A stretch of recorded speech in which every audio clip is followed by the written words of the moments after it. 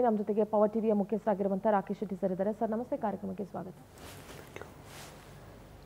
Sir, Dharmasthala ಪ್ರಕರಣದಲ್ಲಿ power ಟಿವಿಯ ಹೋರಾಟವನ್ನ ಇಡೀ ಕರ್ನಾಟಕ ಮಾತ್ರ ಅಲ್ಲ, ದೇಶದಾದ್ಯಂತ ವೀಕ್ಷಿಸ್ತಾ ಬಂದಿದ್ದಾರೆ ಜನ ಕೂಡ. ಯಾವ ರೀತಿ ಪವರ್ ಟಿವಿ ಹೋರಾಟವನ್ನ ಮಾಡಿತು, ಯಾವ ರೀತಿ ಸಾಕ್ಷಿಗಳನ್ನ ಜನರ ಮುಂದೆ ಇಟ್ಟಿತ್ತು, ಎಲ್ಲಿಯವರೆಗೂ ವಿಚಾರಣೆ ನಡೆದಿದೆ, ತನಿಖೆ ಏನೇನಾಗ್ತಾ ಇದೆ, ಇವ್ರುಗಳು ಏನೇನೆಲ್ಲ ಆಟ ಆಡ್ತಾ ಇದ್ದಾರೆ, ಇವಾಗ ಎಲ್ಲಿಯವರೆಗೂ ಬಂದಿದೆ ಅಂತ ಹೇಳಿ. ಇದರಲ್ಲಿ ಟ್ವಿಸ್ಟ್ ಅಂತ ಹೇಳಿದ್ರೆ, ಯಾರು ಚಿನ್ನಯ್ಯನನ್ನ ಪ್ಲಾನ್ ಮಾಡಿ ಕರ್ಕೊಂಡು ಬಂದು ಚಿನ್ನಯ್ಯನ ಹತ್ರ ಕಂಪ್ಲೇಂಟ್ ಕೊಡಿಸಿದ್ರು, ಆ ದೂರನ್ನ ಏನ್ ದಾಖಲಿಸಿದ್ರು, ಅವರೇ ಈಗ ಆ ಕಂಪ್ಲೇಂಟ್ ಅನ್ನ ಕ್ವಾಶ್ ಮಾಡಿ, FIR ಕ್ವಾಶ್ ಮಾಡಿ ಅಂತ ಹೈಕೋರ್ಟ್ ಮೊರೆ ಹೋಗಿದ್ದಾರೆ.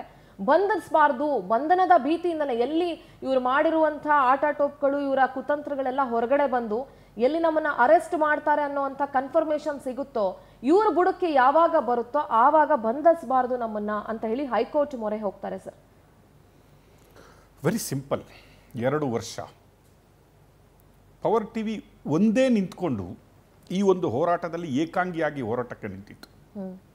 ಯಾವ ಮೀಡಿಯಾಗಳಾಗಲಿ ಅಥವಾ ಯಾವ ನ್ಯೂಸ್ ಪೇಪರ್ಗಳಾಗಲಿ ಅಥವಾ ಯಾವ ಒಬ್ಬ ರಾಜಕಾರಣಿಯಾಗಲಿ ಯಾವೊಬ್ಬ ಹೋರಾಟಗಾರರಾಗಲಿ ಒಂದು ಸ್ವಲ್ಪ ಧರ್ಮಸ್ಥಳದ ಭಕ್ತಾದಿಗಳನ್ನು ಬಿಟ್ಟರೆ ಯಾರೂ ಧರ್ಮಸ್ಥಳದ ಪರ ಅಥವಾ ಮಂಜುನಾಥನ ಅಣ್ಣಪ್ಪನ ಸನ್ನಿಧಿಯ ಬಗ್ಗೆ ನಾವು ಇದ್ದೀವಿ ಅನ್ನುವಂತಹ ಒಂದು ಮಾತುಗಳನ್ನಾಡದೆ ಧರ್ಮಸ್ಥಳದ ವಿರೋಧಿ ಗುಂಪುಗಳಲ್ಲೇ ಗುರುತಿಸಿಕೊಂಡವರು ಜಾಸ್ತಿ. ಆಗ ನಾವು ಕೂಲಂಕುಷವಾಗಿ ತನಿಖಾ ವರದಿಯನ್ನು ಶ್ರಮಿಸು ಸೌಜನ್ಯ ಅಂತ ಸ್ಟೋರಿಯಲ್ಲಿ ಮಾಡಿದ್ವಿ. ಒಂದು ಕಡೆ ಎಲ್ಲರೂ ಅನ್ಸ್ಕೊಂಡು ಶುರು ಮಾಡಿದರು, ಏನೋ ನ್ಯಾಯದ ವಿರುದ್ಧವಾಗಿ ಪವರ್ ಟಿವಿ ನಿಂತುಬಿಟ್ಟಿದೆ, ಸೌಜನ್ಯನಂಥ ಒಂದು ಹೆಣ್ಣು ಮಗಳಿಗೆ ಅನ್ಯಾಯ ಮಾಡ್ತಾ ಇದೆ ಅನ್ನುವ ಕೂಗನ್ನು ಅದೇ ಸೌಜನ್ಯನ ತಾಯಿ ಕೂಡ ಕೂಗಿ ಕೂಗಿ ಅತ್ತು ಕರೆದು ಹೇಳ್ತಾ ಇದ್ರು. ಬುರುಡೆ ಗ್ಯಾಂಗ್ ಅಂತ ನಾವು ಶುರು ಮಾಡಿದ್ವಿ, ತಲೆ ಬುರುಡೆ ರಹಸ್ಯ ಅಂತ ಶುರು ಮಾಡಿದ್ವಿ.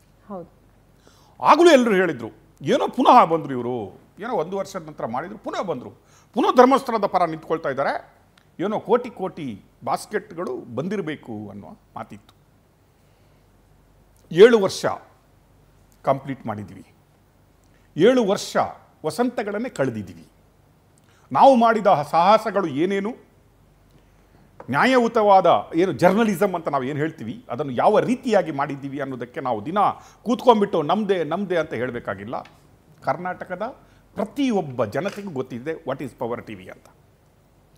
ಧರ್ಮಸ್ಥಳದ ವಿಷಯಕ್ಕೆ ಬಂದಾಗ ಅಣ್ಣಪ್ಪನ ಮತ್ತು ಮಂಜುನಾಥನ ಮಹಿಮೆಯನ್ನು ಕ್ವಶನ್ ಮಾಡಿದಾಗ ಪೂಜ್ಯ ವೀರೇಂದ್ರ ಹೆಗ್ಗಡೆಯವರನ್ನು ಹೀನಾಯಮಾನವಾಗಿ ಇಡೀ ಸೋಷಿಯಲ್ ಮೀಡಿಯಾಗಳಲ್ಲಿ, ಭಾಷಣಗಳಲ್ಲಿ, ಸಭೆ ಸಮಾರಂಭಗಳಲ್ಲಿ ಮಾತಾಡ್ತಾ ಇದ್ದಾಗಲೂ ಕೂಡ ದನಿ ಎತ್ತದ ಒಬ್ಬರೂ ಕೂಡ ಯಾವಾಗ ಬುರುಡೆ ರಹಸ್ಯ ಬಯಲಾಗ್ತಾ ಬಂತು, ಧರ್ಮಸ್ಥಳಕ್ಕೆ ಸಾವಿರಾರಲ್ಲ ಲಕ್ಷಾಂತರ ಜನರು ನಾವು ಮುಂದೆ ತಾವು ಮುಂದೆ ಅಂತ ಬರಲಿಕ್ಕೆ ಶುರು ಮಾಡಿದರು. ನಮ್ಮ ಸ್ಟೋರಿ ಯಾವಾಗದಿಂದ ಸ್ಟಾರ್ಟ್ ಮಾಡಿದ್ವಿ, ಎಲ್ಲಿಯವರೆಗೆ ನಿಂತಿದ್ದೀವಿ ಅಂತ ನಿಮ್ಗೆಲ್ಲರಿಗೆ ಗೊತ್ತಿದೆ. ಬಟ್ ಟುಡೇ ನಾವು ಧರ್ಮ ಯುದ್ಧವನ್ನು ಧರ್ಮ ವಿಜಯ ಅಂತ ಸಾರ್ಬಿಟ್ಟಿದ್ವಿ. ನಿಮ್ಗೆಲ್ಲರಿಗೆ ಗೊತ್ತಿರ್ಬೋದು, ಕಳೆದ 1.5 ತಿಂಗಳ ಹಿಂದೆನೇ ನಾವು ಇದನ್ನು ಧರ್ಮ ವಿಜಯ ಅಂತ, ಯಾವಾಗ ಪಾಯಿಂಟ್ ನಂಬರ್ 13ನಲ್ಲಿ ನಾನು ಗ್ರೌಂಡ್ ರಿಪೋರ್ಟ್ ಮಾಡ್ತೀನೋ ಅದರ ನೆಕ್ಸ್ಟ್ ಡೇನೇ ನಾವು ಇದು ಧರ್ಮದ ವಿಜಯ ಆಗಿದೆ ಅಂತ ಡಿಕ್ಲೇರ್ ಮಾಡಿದ್ವಿ. ನಾವು ಧರ್ಮ ವಿಜಯ ಅಂತ ಘೋಷಿಸಿಬಿಟ್ಟಿದ್ವಿ.